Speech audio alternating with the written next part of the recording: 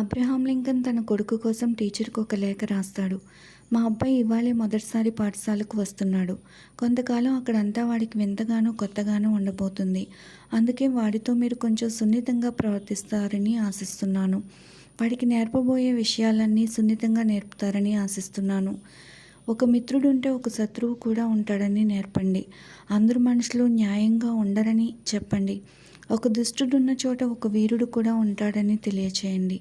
జిత్తుల మారి వ్యక్తులు ఉండే చోట అంకిత భావంతో పనిచేసే వాళ్ళు కూడా ఉంటారని చెప్పండి. అప్పనంగా దొరికిన $1 కన్నా సొంతంగా సంపాదించుకున్న 10 సెంట్లు ఎక్కువ విలువైనవి అని చెప్పండి. పాఠశాలలో మోసం చేసి గెలవడం కన్నా ఓడిపోవడం ఎక్కువ గౌరవంగా ఉంటుందని చెప్పండి.